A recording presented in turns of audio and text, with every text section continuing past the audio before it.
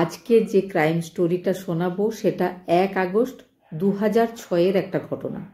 ঘটনাটা ঘটেছিল আগ্রার যে ফোর্ট রয়েছে লাল কিলা, তার সামনে একটা গাড়ি একটা ল্যাম্প পোস্টের কাছে ধাক্কা মারে। ধাক্কা মারার পরে গাড়িটাতে আগুন লেগে গেছিল। গাড়িটা তো পুড়ে গেছিলই, সেই সঙ্গে ড্রাইভিং সিটে বসা একজন মানুষ মারা গেছিল, পুড়ে গেছিল। রাস্তাটা নির্জন ছিল। ব্যাপারটা সকালবেলায় সবার নজরে আসে। পুলিশকে খবর দেওয়া হয়। পুলিশ বডিটাকে নিয়ে পোস্টমর্টমের জন্য হসপিটালে পাঠিয়ে দেয়।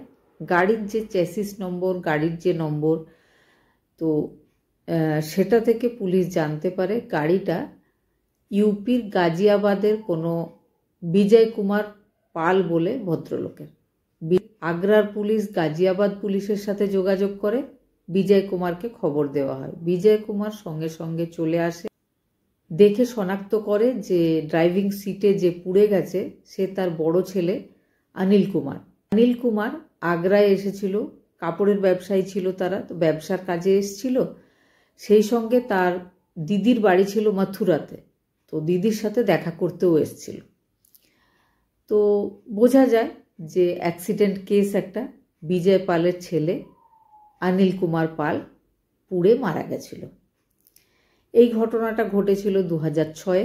তারপরে কেটে যায় 17টা বছর। এসে যায় 7 নভেম্বর 2023। আমেদাবাদের একটা গুজরাতি ফ্যামিলি, এক ভদ্রলোক, তার স্ত্রী আর তার 2 ছেলে মেয়ে নিয়ে তাদের সংসার। তো সেই ভদ্রলোকের নামে সেখানকার ক্রাইম ব্রাঞ্চে একটা কেস করা হয়েছিল। তো সেখানে পুলিশ আসে। পুলিশ ইন্সপেক্টরের যে টিমটা এসেছিল, ইন্সপেক্টরের নাম মিতেশ ত্রিবেদী। তিনি এসে ভদ্রলোকের সাথে কথা বলেন। তার voter card, Aadhaar card, driving licence, PAN card ইত্যাদি চাওয়া হয়। তিনি সেগুলো সব দিয়েছিলেন। তো ভদ্রলোকের নাম রাজীব কুমার চৌধুরী। তার স্ত্রী, সেও একজন গুজরাতি মহিলা। পুলিশ তাকে জিজ্ঞেস করে যে আপনার হাজব্যান্ডের সাথে আপনার বিয়ের পরে আপনি হাজব্যান্ডের কোন কোন বাড়ির লোককে চেনেন বা কাদের সাথে আপনার যোগাযোগ আছে। তো ভদ্রমহিলা বলে যে তার হাজব্যান্ড একদম অনাথ, তার পৃথিবীতে আর কেউ নেই, সে একাই। তার সাথে বিয়ের পরে তিনি আর তার কোনো আত্মীয়, কোনো আশেপাশের লোকজন কারোর সাথেই দেখা করেননি। তো সেই তখন থেকেই তারা আমেদাবাদে থাকে। বিভিন্ন ঘর পাল্টেছে, তবে আমেদাবাদেই তারা রয়েছে। পুলিশের কাছে কিছু পেপার কাটিং ছিল, তাতে যে ফটোটা ছিল সেই আগেকার কেস 2006-এর, যেটা অনিল কুমারের পুড়ে যাওয়ার কেস, সেই কেসের কিছু পেপার কাটিং ছিল পুলিশের কাছে। সেই ফটোগুলোর সাথে আমেদাবাদের রাজীব কুমার চৌধুরীর ফেসটা খুব ম্যাচ করছিল। পুলিশ বুঝতে পারে সেই ড্রাইভিং সিটে বসে পুড়ে যাওয়া অনিল কুমারের সাথে রাজীব কুমার চৌধুরীর চেহারাতে অদ্ভুত মিল রয়েছে। সেই সন্দেহে তাকে অ্যারেস্ট করে ক্রাইম ব্রাঞ্চ টিম নিজের সঙ্গে নিয়ে যায়। এবার অনিল কুমারের যে বাবা বিজয় কুমার, তার বাড়ি কোথায় সেটা যখন খোঁজ করা হয়, তখন জানা যায় তিনি ছেলে মারা যাওয়ার পরে আর গাজিয়াবাদে থাকেন না, তিনি নয়ডাতে চলে গেছেন। নয়ডাতে একটা বিশাল বাড়ি কিনেছেন তিনি, সেখানেই তিনি আজকাল থাকেন। সেখানে যখন ক্রাইম ব্রাঞ্চের টিম যায়, সেখানে গিয়ে দেখা যায় সেও নেই, আর তার যে ছোট ছেলে সেও নেই। আশেপাশের লোকজনের কাছে জিজ্ঞাসাবাদ করে জানা যায় তিনি একজন বিশাল কাপড় ব্যবসায়ী, সেই সঙ্গে তিনি একজন LIC এজেন্টও। বাবা আর ছেলে সবাই নিখোঁজ ছিল, কিন্তু তাদের বাড়িতে একটা ফাইল পাওয়া যায়, সেটা ক্রাইম ব্রাঞ্চের টিম নিজের সাথে নিয়ে চলে আসে। এই পুরো ব্যাপারটা বোঝার জন্য একটু ডিটেলে গল্পটা বলা দরকার। গল্পটা প্রথম শুরু হয়েছিল 2002-এ। 2002-এ বিজয় পালের ছেলে অনিল, যে আগুনে পুড়ে মারা গেল, সে 18 বছর বয়স ছিল তার।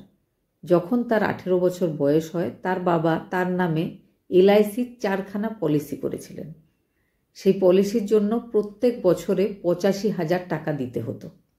পলিসির নিয়ম এটাই ছিল যে কোনো কারণে যদি পলিসি হোল্ডার মারা যায়, তার অবর্তমানে তার নমিনি 20 লাখ টাকা পাওয়ার কথা, কিন্তু 1 কোটি টাকা পাবে।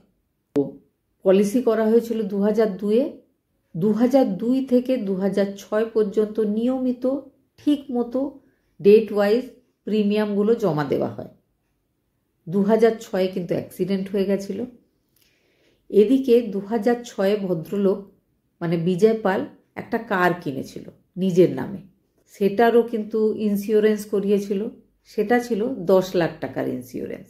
বিজয় পাল নিজের মনে মনে নিজের ছেলেকে সঙ্গে নিয়ে একটা প্ল্যানিং করেছিলেন যে কিভাবে এলআইসির কাছে 1 কোটি টাকা পাওয়া যাবে। করেছিলেনও তাই। তারা খোঁজ করেছিলেন একটা ভিখারির, এমন কোনো ভিখারি যার কেউ নেই, কেউ চিনবে না তাকে।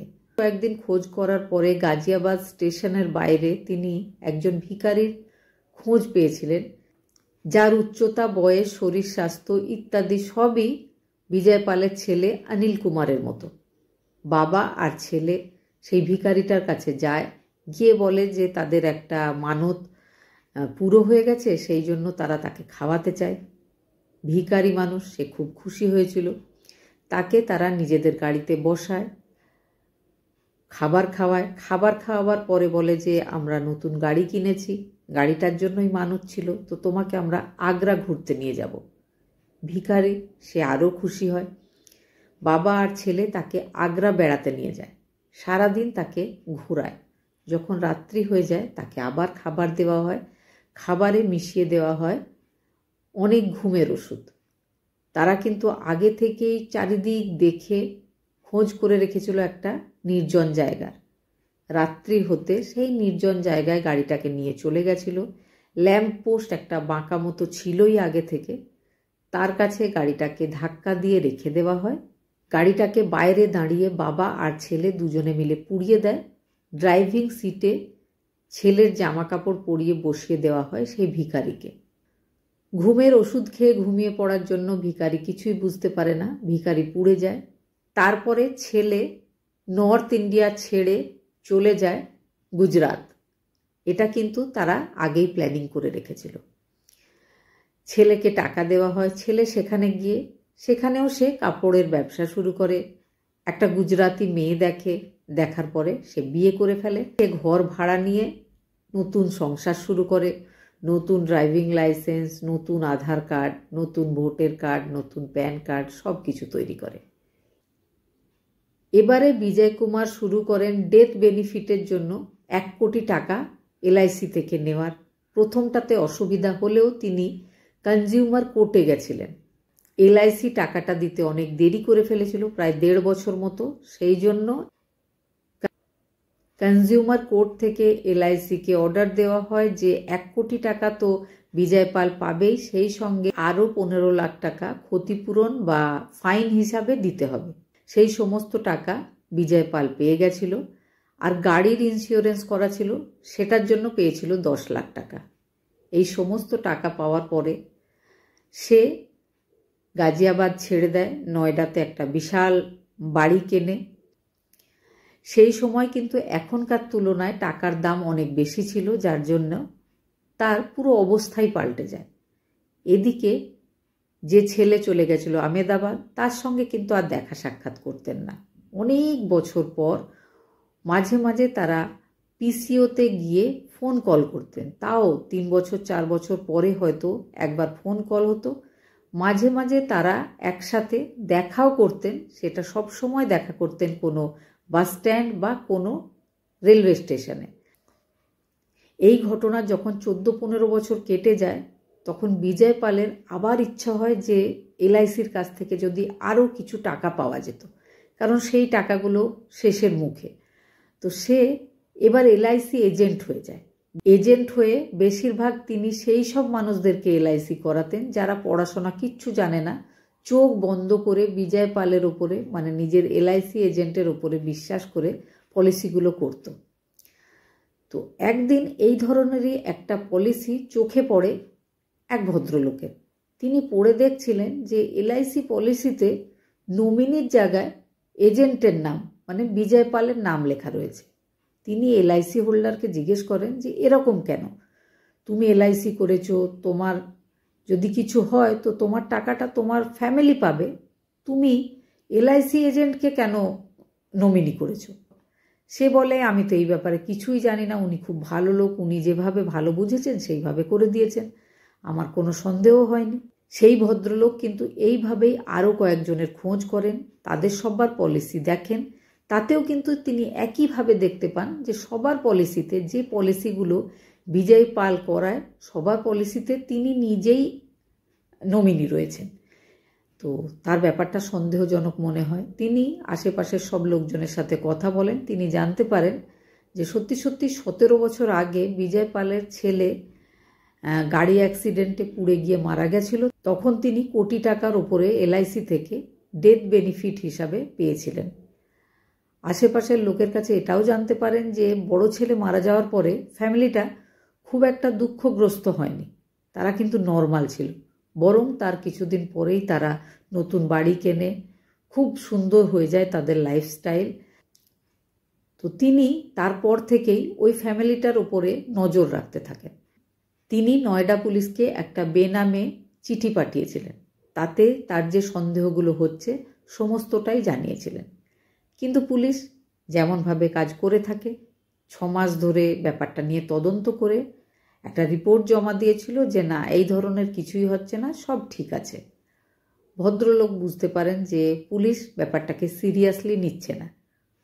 ভদ্রলোক নিজে ব্যাপারটাকে সিরিয়াসলি নিয়ে সব সময় ওই ফ্যামিলিটার উপরে নজর রাখতে শুরু করে। তিনি নয়ডা পুলিশের কাছে যে বেনামি চিঠিটা দিয়েছিলেন সেটা 2022-এ করেছিলেন। 6 মাস তদন্ত করার পরে যখন নয়ডা পুলিশ ব্যাপারটাকে ক্লিন চিট দিয়েছিল, তখন তিনি সিরিয়াসলি ব্যাপারটা নিয়ে নিজে তদন্ত করতে শুরু করেছিলেন। সব সময় ওই ফ্যামিলির সবার ওপর তিনি নজর রাখছিলেন। তিনি একদিন খেয়াল করেন যে এই ফ্যামিলি সকাল সকাল রেডি হয়ে বাবা, মা আর ছোট ছেলে স্টেশনে চলে যায়। স্টেশনে গিয়ে অপেক্ষা করতে থাকে। একটা আমেদাবাদ থেকে আসা ট্রেনে একটা ছেলে আসে, তার সাথে তারা সবাই খুব ভালোভাবে দেখা করে, অনেক গল্প করে, মায়ের চোখে জল আসে। তারপরে কিন্তু সেই ছেলেটা যে আমেদাবাদ থেকে ট্রেনে এসেছিল, সে আবার আমেদাবাদের একটা ট্রেনে উঠে চলে যায়। তারপরে তিনি এটাও লক্ষ্য করেন যে মাঝে মাঝে এই ফ্যামিলির লোকজন বেশ কিছুদিন ছাড়া পাবলিক টেলিফোন বুথে যায়। এখনকার জামানায় সবার কাছে কিন্তু মোবাইল রয়েছে, কেউ টেলিফোন বুথে যায় না। তাহলে এই ফ্যামিলির লোকজন টেলিফোন বুথে কাকে ফোন করতে যায়, এই ব্যাপারগুলো তিনি লক্ষ্য করছিলেন।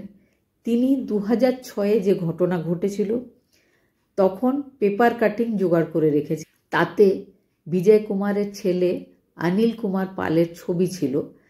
যখন সে পুড়ে গেছিল সেই হিসাবে তার ফটো দেওয়া হয়েছিল বিভিন্ন পেপারে, তিনি সেগুলোও জোগাড় করেছিলেন, সেগুলোকে কেটে রেখেছিলেন।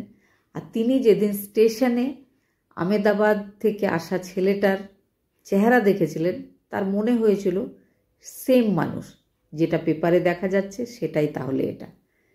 তিনি এবার আহমেদাবাদের ক্রাইম ব্রাঞ্চকে চিঠি দিয়েছিলেন, কমপ্লেন করেছিলেন। ক্রাইম ব্রাঞ্চের ইন্সপেক্টর মিতেশ ত্রিবেদী, তিনি কিন্তু ব্যাপারটাকে সিরিয়াসলি নিয়েছিলেন।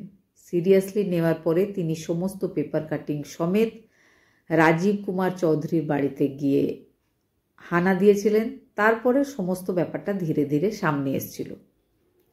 7 নভেম্বর 2023-এ রাজীব কুমার চৌধুরী, যে আসলে অনিল কুমার, বিজয় কুমারের ছেলে, যাকে এতদিন বিজয় কুমার মৃত প্রমাণিত করে রেখেছিল, সে কিন্তু বহাল তবিয়েতে আহমেদাবাদে ঘর সংসার করছিল, খুব কম মাঝে সাঝে দেখাও করছিল বাড়ির লোকের সাথে। এটা শুধু যদি ফ্রড বা চিটিং কেস হতো তাহলে হয়তো এতটা গুরুত্ব পেত না। বাবা আর ছেলে মিলে শুধু এলআইসির সাথে ফ্রড করেছিল এমনটা নয়, তারা দুজনে মিলে নিজেদের স্বার্থ সিদ্ধ করার জন্য গাজিয়াবাদ স্টেশনের বাইরে বসে থাকা একটা নির্দোষ ভিখারিকে মেরেও ফেলেছিল। সেই জন্য তাদেরকে এখন কঠিন শাস্তি দেওয়ার ব্যবস্থা করা হচ্ছে। তাদের এই ব্যাপারটা এখন বিচারাধীন।